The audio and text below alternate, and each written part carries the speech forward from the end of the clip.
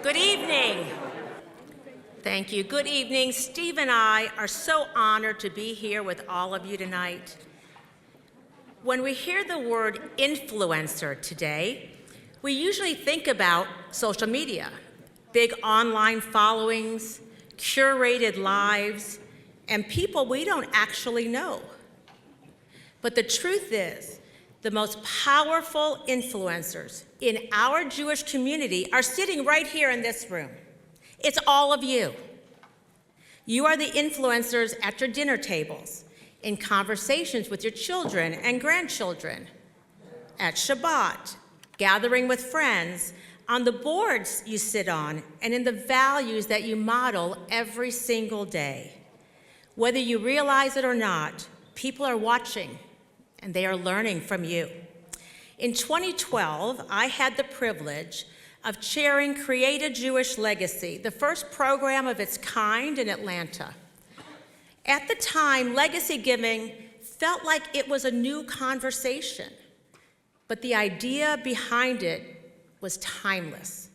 Deciding what matters to us in life should continue long after we're gone. Back then, our kids weren't married, we didn't have grandchildren, but we knew this: if something is important enough to support with our time, our energy, and our resources while we're alive, it should remain important after we're gone. Because legacy giving isn't about the end of life, it's about continuing it.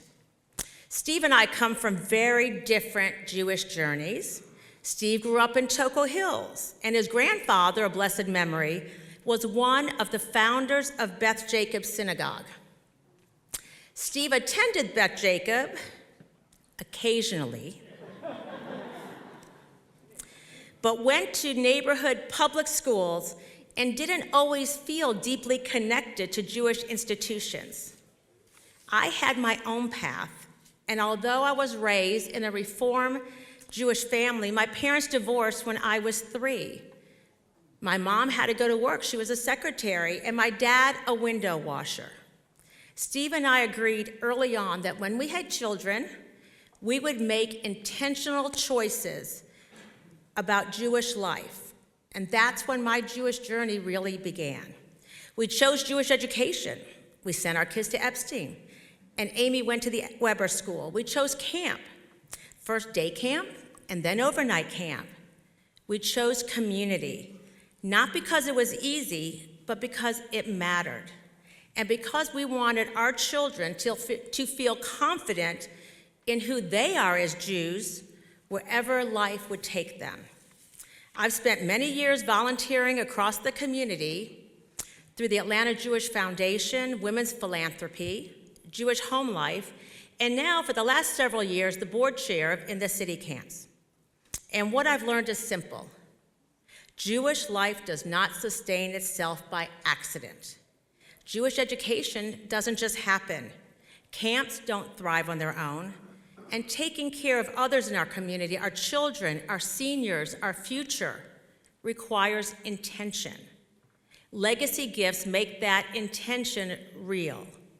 People sometimes ask, why make a legacy gift now? Well, to us it's very clear, because the world we live in has changed. Our children and grandchildren will engage Jewish life differently than we did. Their priorities may be and are probably very different than ours. If we care about the Jewish continuity, we can't be passive. We have to be purposeful. And here's what I believe with my whole heart. When you leave this earth, you're gone. But if you leave a legacy gift, you remain everywhere.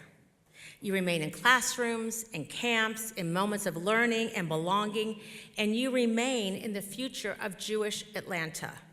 That is real influence. So tonight, we invite you to see yourselves for who you truly are, not just donors or supporters, but influencers.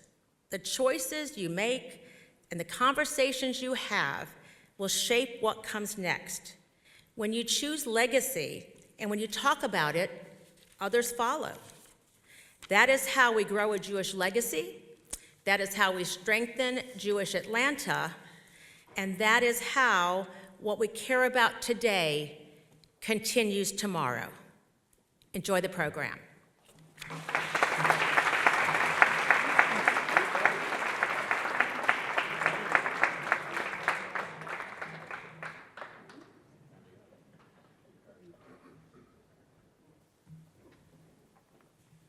Hello, everybody. My name is Lawrence Rosenthal. I'm honored to be here this evening. I'm one of the rabbis of this congregation, along with Rabbi Eric Feld. And on behalf of our president, Mark Stern, and the rest of the board of directors, we are honored to welcome you here tonight. So don't worry, I'm going to talk about Rosh Hashanah, but don't worry, this is not a Rosh Hashanah sermon that's coming at you. Rosh Hashanah is called a Yom Richta. It's a long day. So often people think to themselves that the Jewish holidays are one day long in Israel, but here in the United States, they're 2 days because of this weird calendar thing with the diaspora. But Rosh Hashanah is the one occasion that it's actually 2 days everywhere, in Israel and in the United States, because it's a Yom Richta. It's a long, long day. We've all been living in a long, long day for a long, long time. For 2 years, it's been October 7th. And with the return of Ronkavili, just this week, it's really quite auspicious that we are here tonight doing what we're doing, because that day is over. And we are now starting the next day, in the next chapter of our Jewish life. We are in Jewish history. And it is really incredibly powerful. And when I think about all that's happened and all the pain and the strife and the struggle, not just for our brothers and sisters in Israel, not for the people in that region, but also for us here in the diaspora, for us here in the United States, and all that we've endured and all that we've had to fight, I think to myself, what was it all for? And then you see all the camps that we have in Georgia, by the way, which blows my mind how many Jewish camps are just here in this state. But you think about all the legacy that we are creating, that is what it is for. It is for the continuation of Jewish culture and Jewish civilization all throughout the world. And you all are part of making that happen. And I just want you to really realize the impact that is happening in this place and in this moment with the way that you commit your resources, the way that you commit and dedicate your time. You all are expressing and dedicating yourself to the reason why we fight so hard, why all of our grandparents fought so hard traveling from one place to the other, why Jewish history has so many ups and downs. It all lays on our shoulders, and I'm grateful for the heavy lifting you all are doing and the way in which you're creating such a powerful, powerful future for your children and your grandchildren, for my children, and God willing, one day my grandchildren as well. So thank you for everything you do, and welcome to Ahavat Achim Synagogue.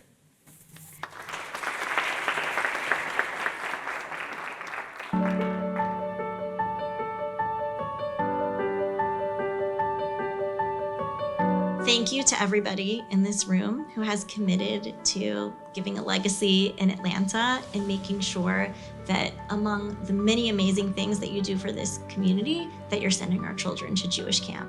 Children who come to camp feel fortified in their Judaism for the long term. They care about Shabbat, they care about Israel. They make friends that make them want to be part of the Jewish community for years to come. If we did not have scholarship available, and if Federation did not have scholarship available, so many children, probably half of the children, would not be able to come to camp.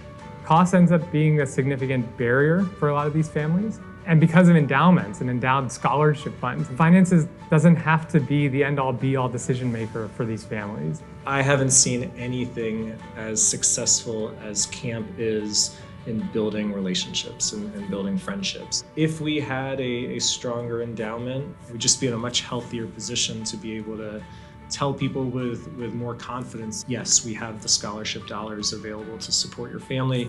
They're not just scholarship dollars this year, we know they're going to be there next year and the year after that and the year after that.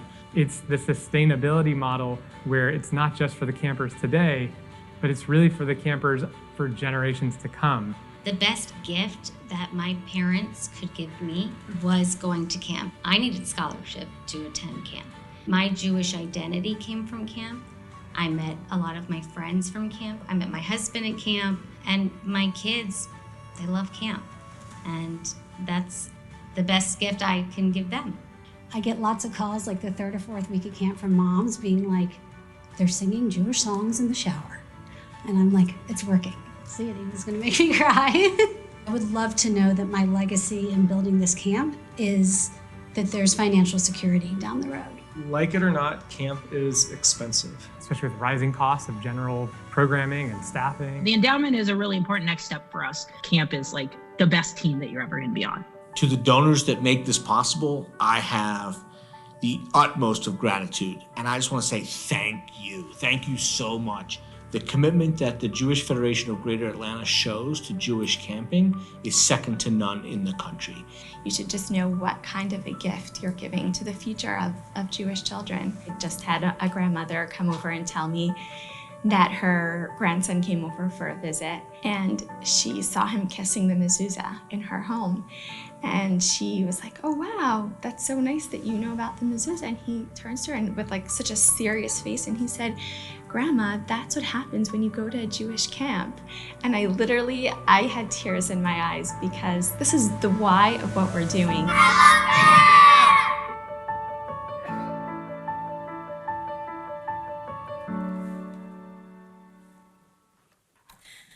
Good evening, everyone, and thank you for being here. My name is Lindsay Kopecki, and I am the Francis Bunzel Chief Advancement Officer here at the Jewish Federation of Greater Atlanta and the Atlanta Jewish Foundation. And good evening, I'm Ted Bloom, and I'm honored to serve as chair of the Atlanta Jewish Foundation. Tonight, there are so many things that you could be doing, and we are just so pleased that you are here with us tonight. One of the wonderful things about being part of the Jewish community here is that there are so many different options, truly every single day. And really, one of the most beautiful things that we do here is not just what we do in Atlanta, but the work that we do really all over the world. And tonight, many of our colleagues and friends are actually on their way to Israel for a solidarity mission. And we wish that they could be with us tonight, but we just know that they are having such a meaningful experience in Israel. For those of you who are longtime attendees of the Grow a Legacy program, you may remember that a couple years ago, I spoke on the impact, lessons, and meanings and purpose that we get from stories and how they empower our legacies.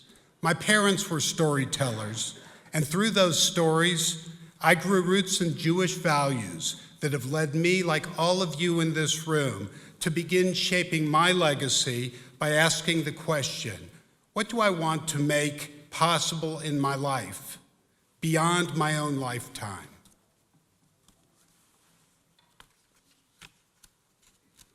When we think about the legacies that really endure, the legacies that matter are the ones that shape ourselves and shape the people who come after us. A legacy is an act of love that extends beyond our own time. It's how we honor the generation before us and how we protect the generation after us. The truth is, we are all beneficiaries of someone's legacy. So many made Jewish Atlanta what it is today through generosity, through vision, and through the decision to give. If legacy is what we inherit from those who came before us, then freedom is what asks something of us in return, calling us to decide how we will shape what comes next. This week's Parsha, B'Shalach, reminds us that freedom is something we shape through the choices we make today. In the story, the Israelites have just experienced the greatest moment of liberation in our history, the splitting of the Red Sea. They are free, but almost immediately the Torah shifts the focus. Freedom is not the end of the story, it is just the beginning. The people must decide, what will we do with this freedom? How will we sustain it, not just for ourselves, but for those that come after us? Legacy giving doesn't just begin with financial planning. It begins with the question, what do we want our freedom to make possible? It begins with the freedom to declare our values, the freedom to invest in what we believe matters most, the freedom to shape outcomes we may never fully see but deeply trust. Legacy is about intentions. And here's the good news. Legacy planning is for everyone. It doesn't have to be complicated or intimidating, and it is not just for a select few. Legacy giving can start with something simple, a beneficiary designation or a commitment through the Jewish Future Promise, a way to say, I believe in Jewish continuity and I am taking a step to protect it. And if you're wondering where to begin, the Atlanta Jewish Foundation team can be a trusted partner, helping you reflect on what matters most to you, explore meaningful opportunities, and create a plan that tells your story. When you name an organization in your estate plans, you are exercising freedom to do something profoundly helpful. You are extending your values beyond the borders of your own lifetime. You are choosing to keep freedom alive, not as an abstract idea, but as a lived experience for future generations. None of us creates change alone. We are links in a chain, honoring those who came before us and empowering those who will follow. So tonight, we invite you to look into the future and ask, what do you want your family and your community to say about you? What do you want your life to make possible? Because your legacy isn't only what you leave behind, it's what you set in motion. You have the freedom to make an impact that lasts, and when you exercise that freedom, you create a legacy that is not just remembered, but lived every single day by the people your gift will touch. Thank you for being here tonight, and thank you for all you've already done and all you imagine possible. It makes a huge difference. And Ted, thank you for your wisdom, leadership, and friendship over the past more than 2 years. It has truly been an honor to work alongside you, and your guidance and impact will be felt for years to come through the legacy of the Atlanta Jewish Foundation. We are also grateful to Greenberg Traurig for their sponsorship and support of tonight's program. Without their partnership, this evening would not be possible. It is now my honor to introduce our panel, Terri Feldman Bagen, Eydie Koonin, and Mark Silberman. Terri is an Atlanta native with deep roots in Jewish communal life and a commitment to giving back. A lifelong champion of Jewish camping and community service, Terri spent more than 25 years helping shape the Camp Barney Meadows experience for generations of families. Eydie is a community leader and philanthropist whose influence has been shaping Jewish Atlanta for decades. From chairing Atlanta's first Create a Jewish Legacy, as we've heard, and now all of the incredible work that she does within the city camps, Eydie, you exemplify what it means to build Jewish life with heart and purpose. We want to thank both Eydie and Steve for their enthusiasm in leading tonight's host committee. Mark is a longtime Federation leader, past campaign chair and board chair.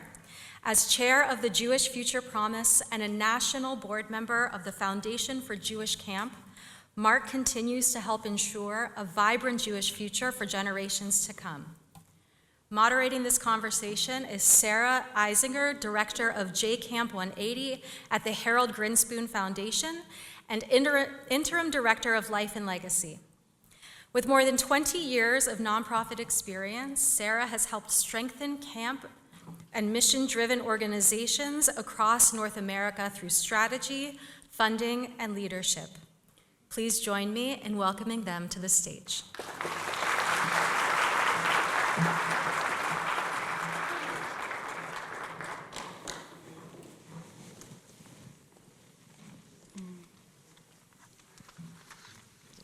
Wonderful. Good evening. I'm back. Hi. Hi, Sarah. Hello. How are you doing? We're fine. You're fine. Good. I loved what you said, Eydie, about influencers. And I want to say thank you to the Atlanta community for having me here tonight. It's an incredible room. And I'm grateful to be here representing Harold Grinspoon and Winnie Sandler Grinspoon, who send their warm greetings. Harold is 96 years old and as active as ever, and he's so proud of the Atlanta community for all that you've accomplished. If Harold were here tonight, He thanked you for your legacy gifts and implore you to keep going and giving Jewishly. He is a proud member of the Jewish Future Promise. Giving Jewishly is his mission in life, and he's so honored to partner with this community. Before we get started, I want to tell you we've been partnering with organizations in Atlanta across our 3 main initiatives, PJ Library, JCamp 180, and of course, Life and Legacy. On the PJ front, I just want to tell you I'm really pleased to share that your PJ subscribers are growing in this community, now around 4,600 subscribers with 35% of market share here in Atlanta. And we know it's a very creative community. You're working hard to identify babies, to bring them into the fold of PJ and PJ Our Way and on their Jewish journey. Moving along, our camp work is so robust here in the Atlanta community. We support overnight camps, many of whom are represented here tonight. Barney Meditz, URJ Coleman, Ramah, Durham, Camp Judea, and in the city camps, and of course URJ Sports. Together with our friends from Foundation for Jewish Camp, we're working to help these camps thrive. And related to this evening, we are engaged in a special initiative to endow the overnight camps across the United States. Our research has found that the camping field is grossly under-resourced and under-endowed, so we have set out on a 4-year initiative to put a focus on endowment building for camp. All 5 of the overnight camps that we work with in the Atlanta community have matching funds from the Grinspoon Foundation to grow their endowments. And it's a priority for us to see endowment building grow to help support the ongoing financial sustainability of Jewish camps. And of course, Life and Legacy, this interim role that I'm taking. Life and Legacy has been working with the Federation and Foundation in Atlanta since 2018. And through all of your work, and your generosity as legacy donors, you have legacy commitments secured of an estimated future value of $48 million to endowment with 8.2 in realized gifts from 88 donors, which means an average of almost $95,000. And our national placeholder is only at $25,000, so you're well ahead of that. You've only just begun. We see so much potential and opportunity, and kol hakavod for what you've done so far. We love your focus in this community on philanthropic and endowment culture. I want to now turn to our panel for your thoughts and insights and inspiration on this topic. So I have an opening for all of you. I don't know who wants to go first, but you all have these incredible connections. We've heard about them to the local camps serving the Atlanta community. Tell me what first inspired you to support Jewish summer camps or nonprofits, if you want to talk more broadly, through legacy giving. Who wants to go first? Mark does. I'm in the chair. Okay, you're in the chair, Mark. I need to give a shout out first to all my camp friends. So how you become a camp friend in the community, and a camp friend of mine, is number one, raise your hand if you went to camp. Keep your hand up. Raise your hand if you have any kids that went to camp. Raise your hand if you have any grandchildren that went to camp. No, everybody's hand should be up. Everybody is part of this. Raise your hand if you gave any money to Jewish camp at all. Look at that. Gotta love Atlanta. And so I got started on my camping journey by the assistance of my close friend, Bobby Harris, who I believe is here tonight. I was wandering around Camp Coleman, dropping my youngest daughter off at the age of 8. And he tapped me on the shoulder and he said, listen, you're not really supposed to be walking around the camp. You're supposed to stay in the bunks and just hang in the bunks and stuff like that. So I did that for 3 consecutive times where I dropped Brittany off for camp. And then he about a week later, he called me up and said, listen, I'd like to have a cup of coffee with you. And he invited me to come on the Camp Coleman board, the JCamp Coleman board. And so that was 25 years ago. And that started an accelerating journey for Jewish camp for me, culminated by my partnership with Joel Arrighetti in 2013, where we started the Jewish Camp Initiative here in Atlanta in partnership with the Federation. And the most encouraging statistic that we have in 14 summers is that we have found the money and the resources to send every kid who wants to go to Jewish camp, Jewish overnight camp, who perhaps needed scholarship or needed help along the way. We have never turned a kid down.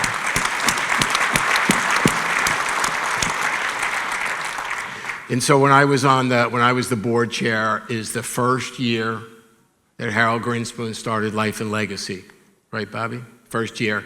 We went to his house, and we were the first cohort of camps. And I stood up at that particular time in front of a bunch of people in Harold Grinspoon's living room and made a legacy gift, my first legacy gift back then, right? And then, of course, after Linda and I'm the chairman of the Jewish Future Promise. How many people have signed the promise in the room? So that's a pretty good return right there. Just as a side note, we have 170,000 people that have signed the promise in 5.5 years. Wow. And so out of signing the promise, Linda and I decided that we would continue on with the legacy giving. As a refresher, the promise, you're signing the promise in the fact that it's part of your estate plan when you pass on, that 50% of any money that you may leave to charity in the form of a legacy gift or unrestricted money would go to Jewish causes here and in Israel. And so Linda and I have continued on with that with our family. So that's how we sort of got started doing legacy giving. And Bobby Harris, thank you. I love you. Wonderful. Thank you. Eydie. I kind of feel a little naked up here, although I am fully dressed, because my journey is so different than a normal person's journey into Jewish adulthood. I didn't get to go to camp. There wasn't any money for camp. I didn't even know there was a camp, I guess. I didn't know what I was missing, right? And then it was time for David to go to summer camp, and he went to Camp Alterman, and we lived in East Cobb, and he wanted to take the bus because he had to go in carpool to school. So to him, taking the bus was a big part of camp. Well, I decided, this is when Shandel was running camp with Gail Medwed, great years at Camp Alterman, and I decided that I would volunteer because I wanted to see a camp and what goes on at camp.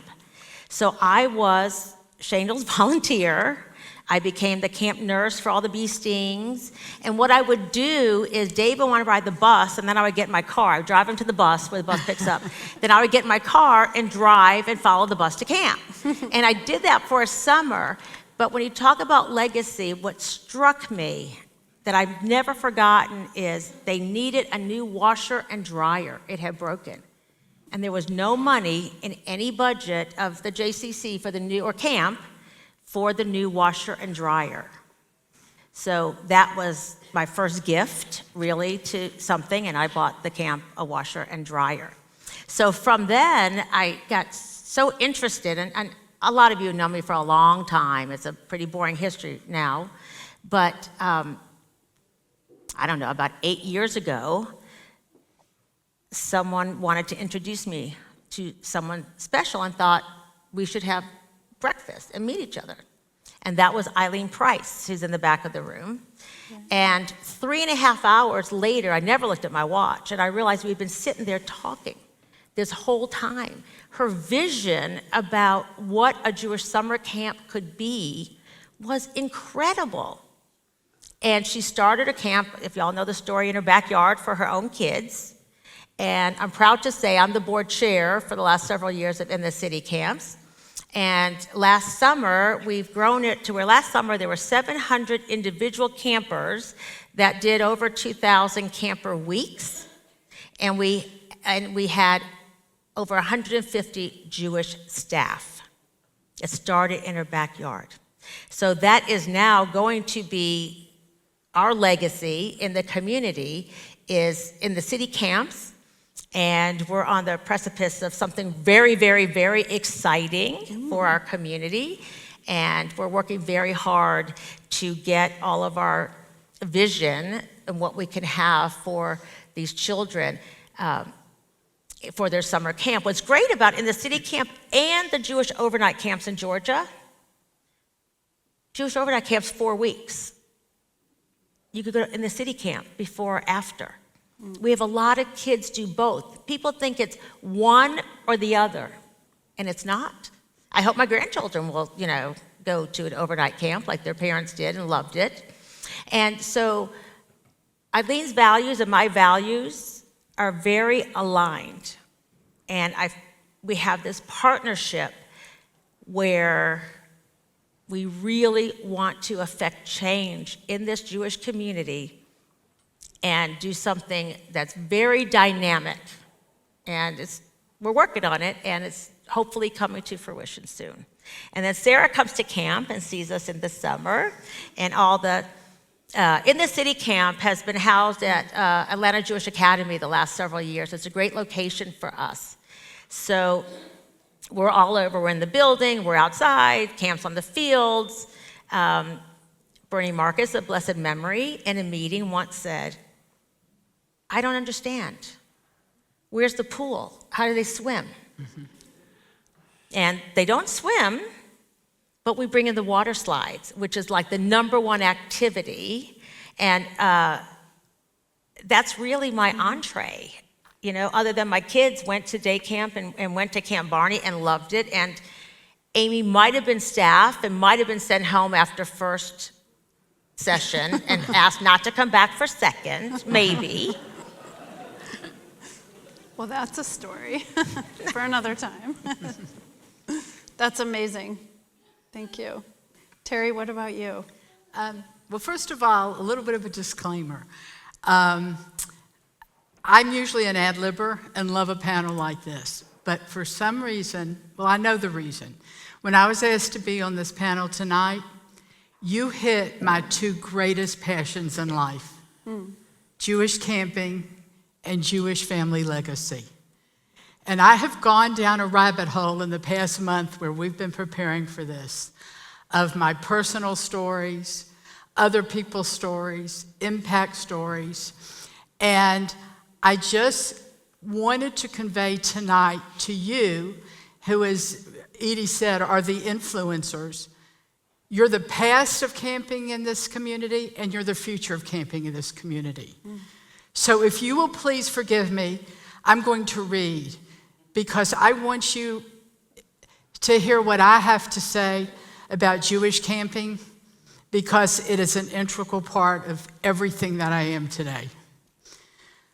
Camp's often the first community children fully immerse themselves in beyond their family. For many, it's their first truly independent experience, one in which they begin to navigate friendships, responsibilities, successes, and setbacks on their own terms. In a relatively short period of time, campers encounter more first and face more personal challenges than almost any other stage of their childhood. They learn how to live with others, resolve conflict, take risks, and discover who they are becoming. All of this unfolds in a setting of natural beauty and a supportive and loving environment, one intentionally designed to help children grow. At Jewish camp, this growth is infused with meaning. Judaism, its values, rituals, and lessons come alive, not as abstract theory, but as a living experience woven seamlessly into daily Jewish life and daily life as a whole. Jewish time is marked by Shabbat and holidays. Jewish values guide how campers treat one another, and Jewish stories and traditions provide language for reflection, purpose, and belonging. Campers don't just learn about Judaism, they experience what it feels like to live Jewishly in a community. Judaism is at its core rooted in community, and Jewish camp may be one of the most powerful expressions of that ideal. Camp offers an immersive, joyful model of what it means to belong, to show up for others, to be seen and valued for who you are, and to contribute something larger than yourself. It teaches that community is not passive. It's something we build together through kindness, responsibility, and shared commitment. These lessons don't fade when the summer ends. I promise you. I live the lessons I learned at Jewish camp every day of my life. The sense of connection, of confidence, and responsibility that campers develop stays with them, shaping how they engage with Jewish life and with the world around them. While I can't cite statistics, I am deeply confident that the lifelong impact of Jewish camping is among the greatest gift we give our children. It helps form identity, instills values, and creates a lasting emotional connection to Judaism and to community, one that endures for decades. Just yesterday, I received an email from Anna Robbins, one of the standout Jewish professionals in our Atlanta community. Though she's certainly out of the country, she felt compelled to reach out and share what camp meant to her. And in her very brief words, she said it all. Camp was the place I loved most, the place that shaped me and gave me my greatest sense of belonging. And if we can give every child Jewish camp, even if they don't know they want it or don't know they missed it, then we will continue to grow and thrive as a Jewish community. Amen. Thank you. Yeah. That's beautiful. Terri. Awesome. Eydie, let's start with you. I want to telescope out a little bit. You have so many different access points of your work in the city camps as co-chair of Creative Jewish Legacy, being chair of Atlanta Jewish Foundation, and now on the board of Jewish Home Life Foundation. Can you share a moment with us about when you realized the importance of endowments in sustaining the causes you care about? Yeah. So I'm like a street learner, and I always wanted to learn more and more. So I remember just having lunch with Phyllis Silverstein one day, way back when, and we started talking about the endowments. And at the time, it was called PG&E, PG&E was Planned Giving and Endowment, not the electric company in California, PG&E. And can I take 1 second to say, when I was chair of the Atlanta Jewish Foundation, that was the one thing that I was going to do in my chairmanship was get rid of PG&E. And we voted to change the name, the Board of Federation. So thank you, whoever was on that vote that day, because certainly the foundation has grown, and part of that was the name change to start identifying what it is that was being done. So Phyllis and I became very close, and then I was asked to chair the Creative Jewish Legacy program. And I'm sorry, I looked up her name today. I could not find her last name. The woman from San Diego, someone must know her, Gail Lippman. Gail A blessed Lippman. memory, yes. A blessed memory. That was my moment. Wow. When Gail spoke at our first Creative Jewish Legacy program, and some of you were there, because I know some of you were there, and the way she talked about it, she just made it seem so normal. She would say things like, well, here's an idea. You're going to leave money to your children, to your family. What if you left 5% less? You have 2 kids? Are the kids really going to know if they had 2.5% less than they would have gotten? But just think for a minute, what 5% of, what you would leave to your children, how that can make a difference. And that always stuck in my mind. And then Brian Klontz was another person who spoke and really started me on that journey. Because I will tell you, my husband is very smart, and y'all that know him know he's very smart. He knew nothing about this. He still gets all the acronyms wrong, no matter what. Right? Michael's laughing, my son-in-law in the back. He still can't get a clap from a slat. So I started learning about all these tools that you can use that were so simple. So back in the day, in the speeches, I would say, well, I'm leaving my legacy. I'm endowing my line of Judah, which I wasn't wearing tonight, but I explained to someone why I wasn't. But I'm going to endow my line of Judah, but I'm going to use Steve's IRA and make Federation a beneficiary of part of it. Well, now I've been working for 18 years. It's now my IRA, and I'm so proud of that, that my legacy will be left, from my IRA. And there's a lot of tax planning that goes on. I mean, it's really interesting, and none of it is difficult. What you have to do is make sure you have the best advisor that you could possibly have. And that's where this all comes from. So I would say that Gail Lippman was, at that time, when my eyes and ears opened up and I became very interested, and I've been on this path for all these years since then. That's incredible. Harold also was very inspired by Gail and wanted to take that program nationally, which is what's become Life and Legacy. It's incredible. Terri, you have this incredible connection to Camp Barney Meditz, but I know you're also the board chair of Backpack Buddies, which is a non-Jewish organization. So talk to us about how your personal Jewish journey or family story influences the way you think about giving back, both Jewishly and beyond. Okay. Well, as I mentioned, Jewish legacy, family, it's just my passion. And I think y'all didn't mind me reading, so I'm going to stay on that thing. Once again, just not to forget. I used to could read it and know it and just spout out, but age does something to you, and I'm glad I'm talking to legacy people because most of you can relate. I cannot memorize anymore.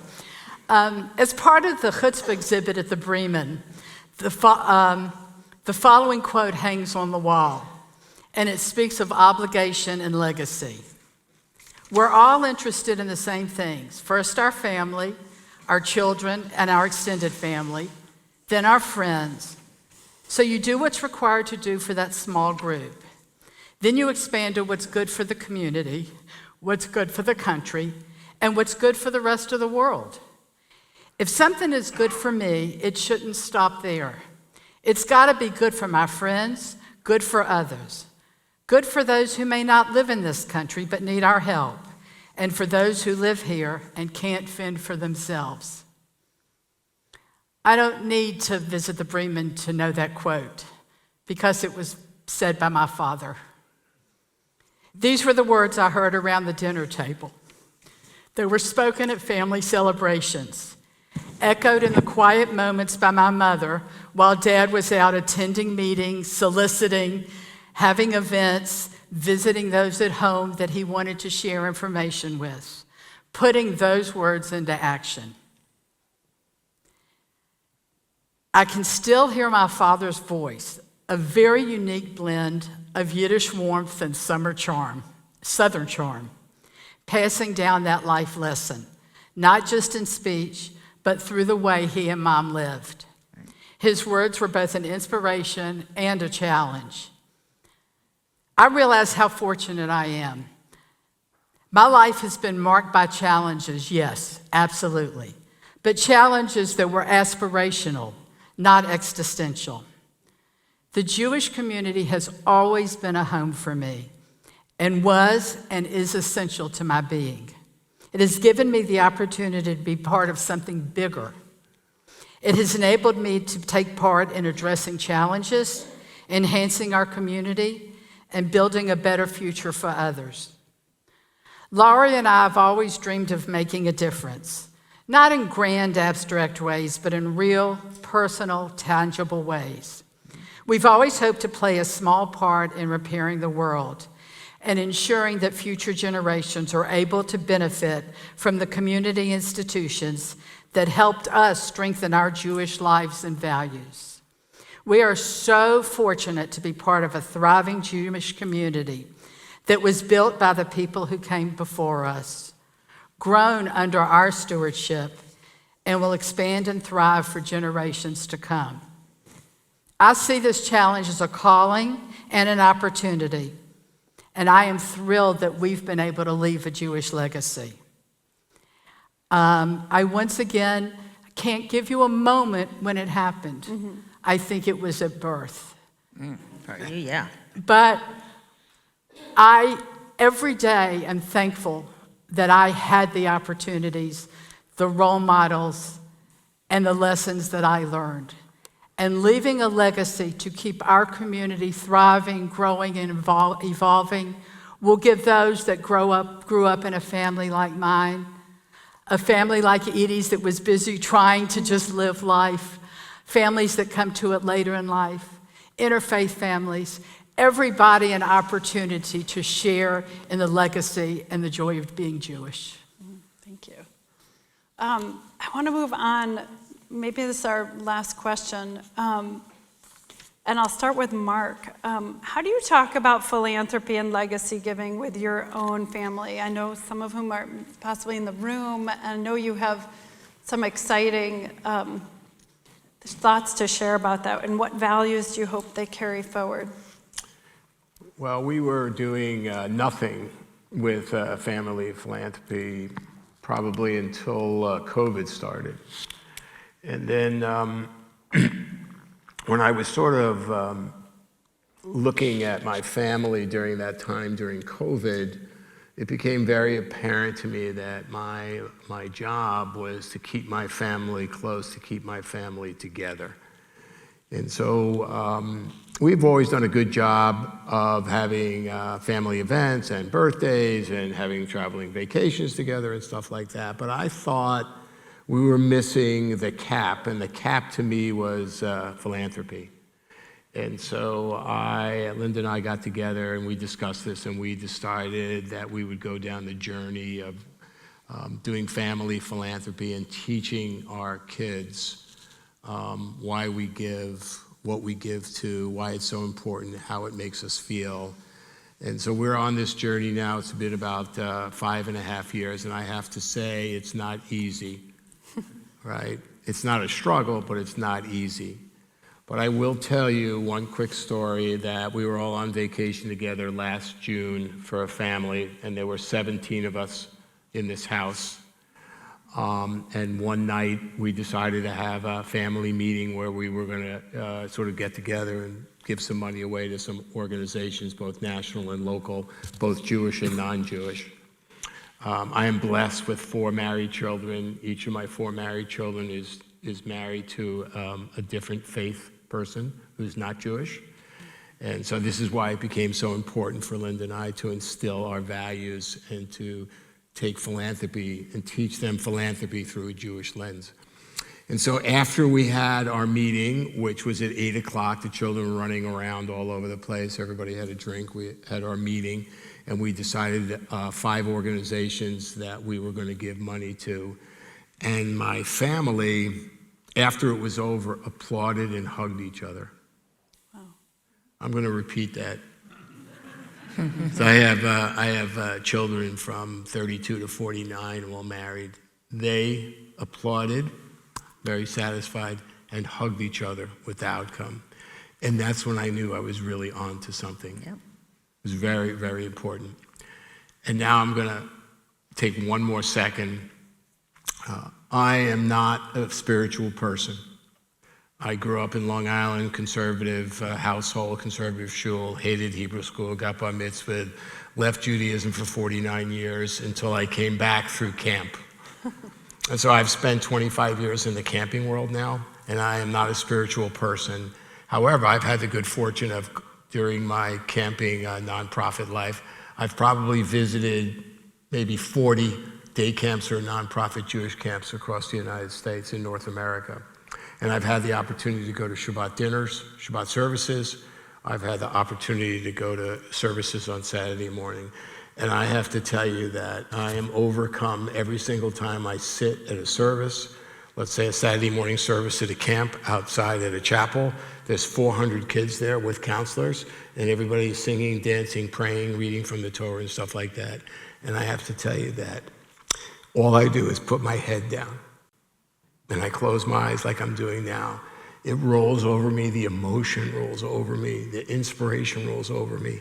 And this is why I'm so committed to camp, and I'm so committed to the Jewish Future Promise, which we hope will encourage people to make legacy gifts, to endow not only the camps, but camp scholarships. So this is something that our children can have, and our children, and the next children, and the next generation. It's an incredible story. Thank you. I think that's worth applauding. It gives me chills to think about your family. What about you, Eydie, about your family? How do you talk about philanthropy and legacy giving with your own family? What values do you hope they carry forward? Well, I hope that our children have learned the values from the time that they were born, because I think that Steve and I had the examples of living with honesty, integrity, Jewish values, helping others, tikkun olam, and all of that. My mother will say that she always knew I would end up in this world as a volunteer. She said she just knew it about me. I'm like, how would you know? I mean, you know, she said that she saw something in me. And look, when you volunteer at something, you know that we get more out of it, right? And all of us that volunteer for organizations and committees, there's a lot that we do that, you know, fill ourselves up. We tried the program 24, what was it, back then that Jillian Wagenheim ran. She was trained to be a family resource for family philanthropy. Oh, skill 24, skill No, 64. 1664. What? Oh, thank you, Beth and Joel Arrighetti. We tried it. We tried it and tried it and tried it, but it was the wrong time in our kids' lives. They were just out of school, or I don't know, because we couldn't even get meetings set on the table on everyone's schedule. But now it's different, because now they have children. And I think that's when they got it, when they had their own children. There's a joke that used to go around our family with my son and all of his friends, and that was, if I was driving them to a Jewish event, I drove really quickly.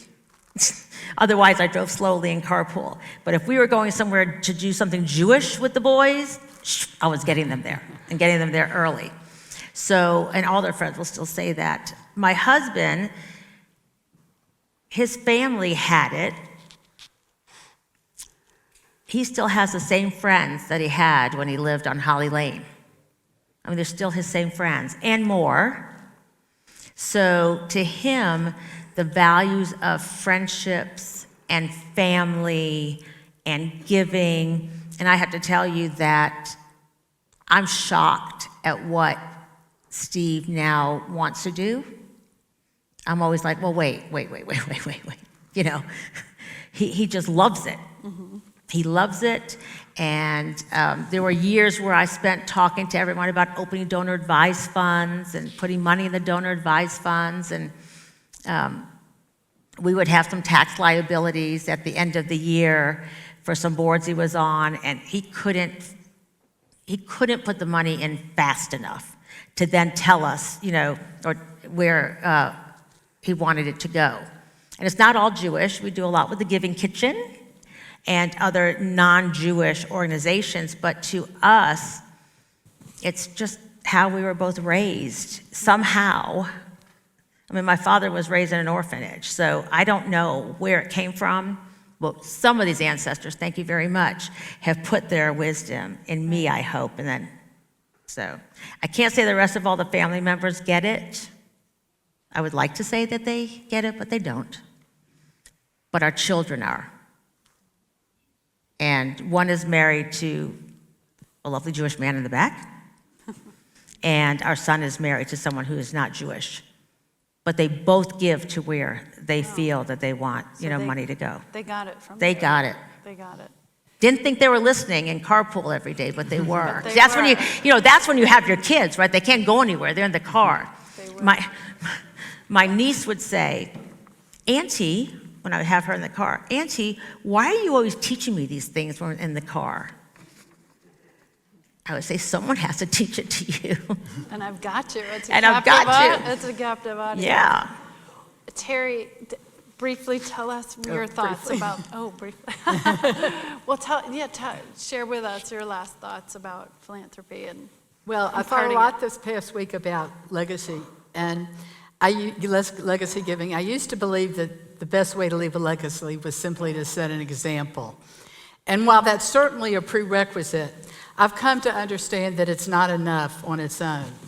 If we truly want to pass on our goals, values, and hope for the future, we must talk really openly about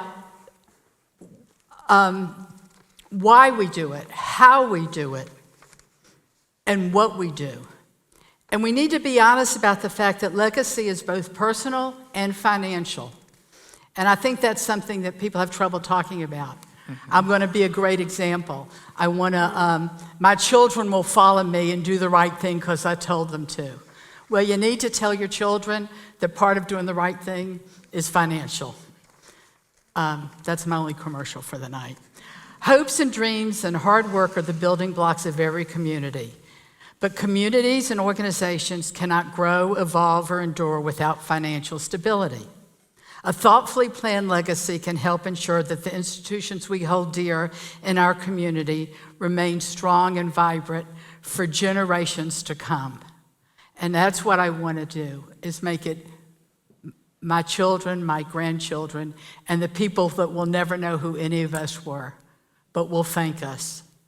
When I served as the board chair of Weinstein Hospice, we had a series of programs where we tried to educate the community on having meaningful conversations with those closest to them about how they want to age, how they wish to die, and how they hope their lives would be remembered.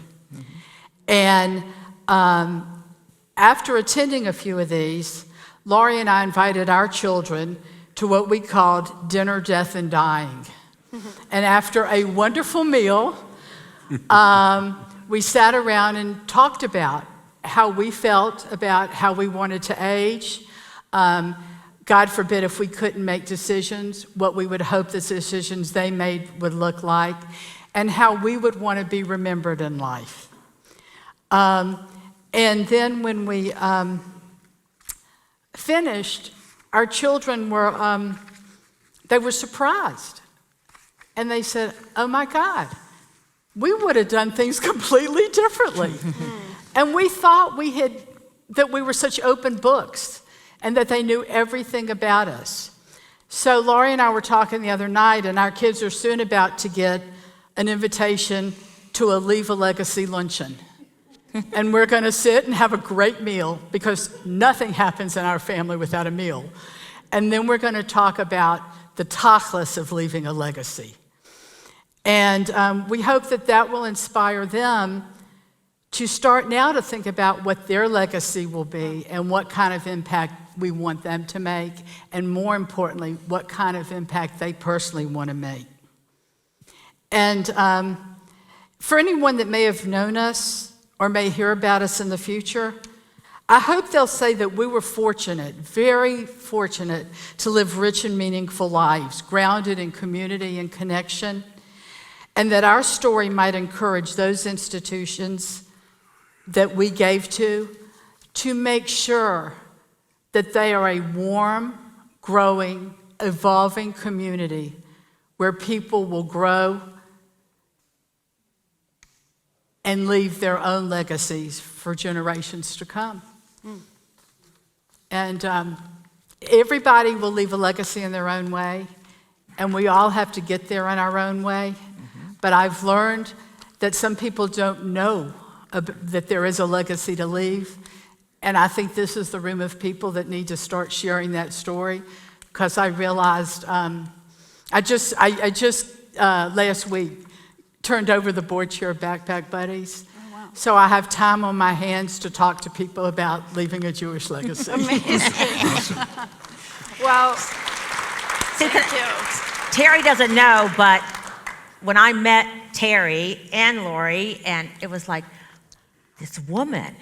I mean, I was in such awe of you, Terri, for so many years. And see, you don't know how people see you, and the effect that you really have on people. So keep doing what you're doing, and you do the same. Thanks. Before we hear some final remarks from Mark, I hope you join me in thanking these incredibly generous folks. Thank you. Terri. You are inspiring, and thank you for what you do for camp, and thank you to all of you for what you're doing for this community and for our camps. Mark, thank you. Well, thank you, and thank you, everybody. The final question is such an important one.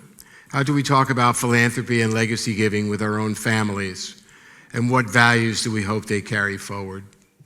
I invite everyone to take a moment and look into the future.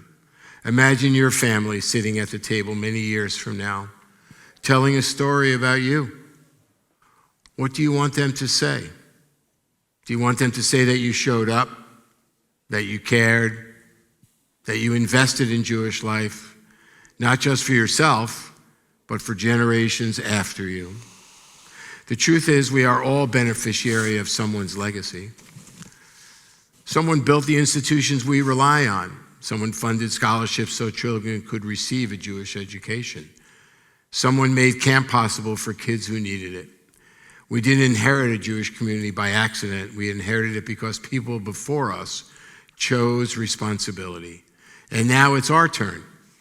Legacy giving does not have to be intimidating or complicated, but it is not only for a select few. Legacy giving is accessible to everyone because it starts with a simple decision. I want Jewish life to continue. That's why initiatives like the Jewish Future Promise are so powerful. It's a way to raise your hand and say, I believe in Jewish community. I believe in the Jewish future.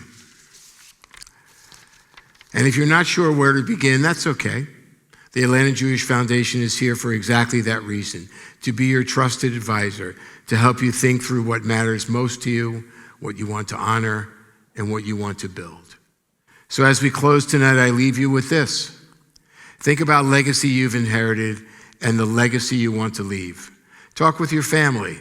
Ask the questions that matter, and take one step toward the future you want to see, because one day we just won't be remembered for what we gave. We'll be remembered for what we made possible. Thank you all for being here tonight, and thank you for choosing to grow a legacy.